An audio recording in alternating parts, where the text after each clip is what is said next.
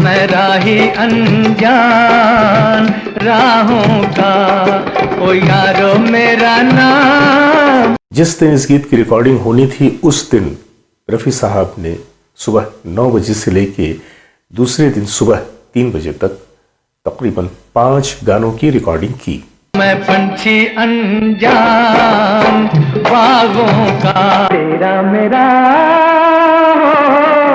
वो है रिश्ता।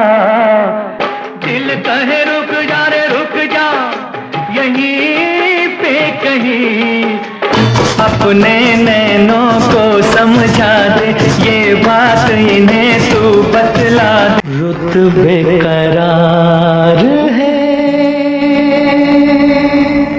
सभी देखने वालों की खिदमत में मैं जावेद नसीम अपना आदाब, सलाम, नमस्कार और सत श्री अकाल पेश करता हूँ। और आज मैं एक कहानी लेकर आया हूँ। बात है सन 1969 की। उस साल एक फिल्म बन रही थी। फिल्म का नाम था अनजाना, जिसके हीरो थे राजेंद्र कुमार, और फिल्म का एक टाइटल सॉन्ग था मैं राही अनजान राहों का। मैं रागी अनजान गीतों का, बहारों मेरा नाम। आज मैं इसी गीत से जुड़ी हुई एक कहानी आप लोगों के सामने पेश करने जा रहा हूं। क्या है वो वाकया और क्या हुआ था, आज मैं सारी कहानी आप तमाम लोगों के सामने पेश करने जा रहा हूं। तो आइए लिए चलते हैं आज उस कहानी की तरफ कि जब फेमस तारदेव स्टूडियो में उस दिन रफ़ी साहब ने 5 गानों की रिकॉर्डिंग की थी।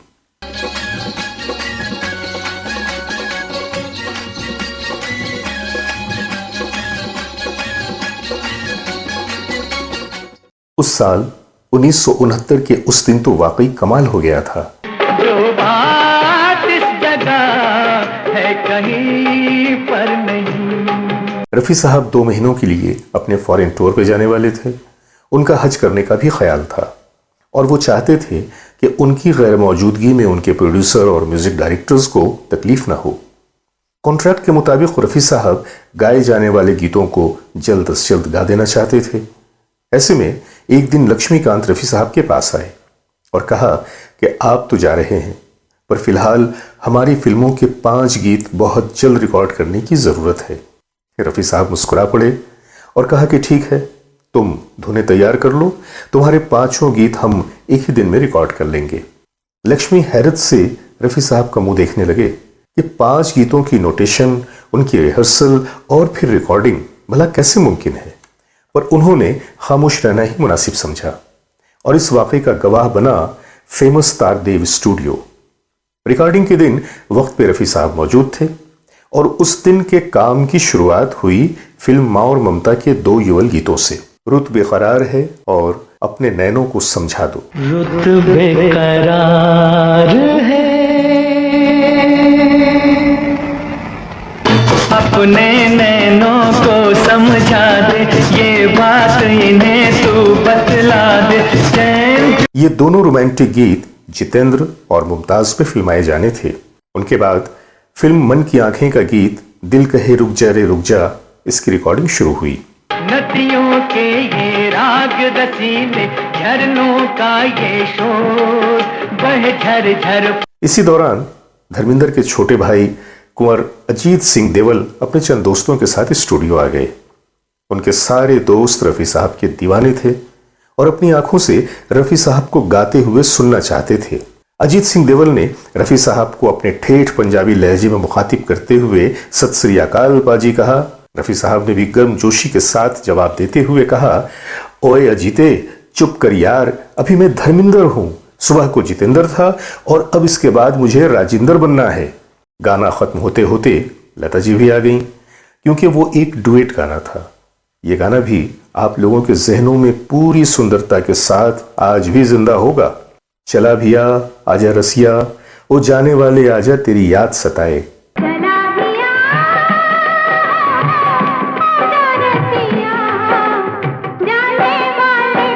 उन 3 रोमांस और जिंदा दिली से भरे गानों के बाद अब एक गम अंगेज और दुखी गीत की बारी थी, जिसमें रफ़ी साहब की एंट्री आखिरी टुकड़े में होने वाली थी।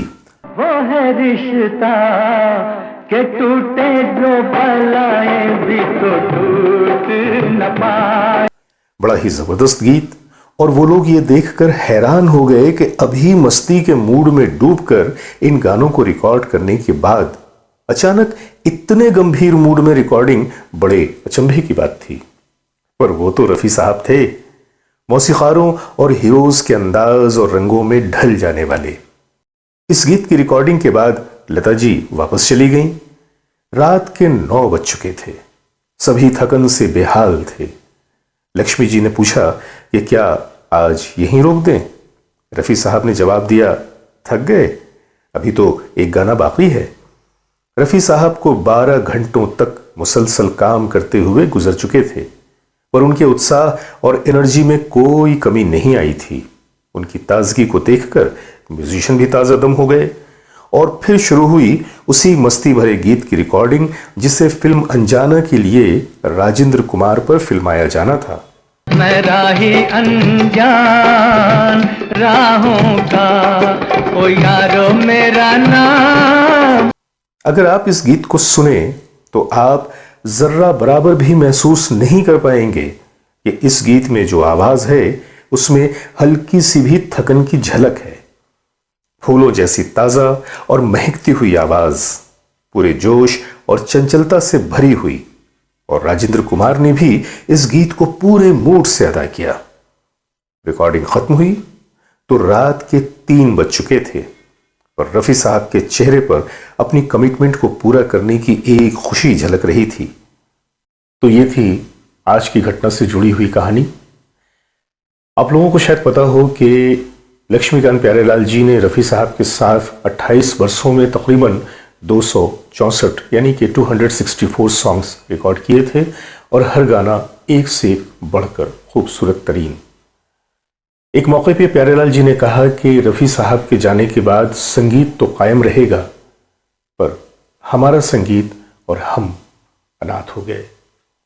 कहाँ से लाएंगे रफी साहब को?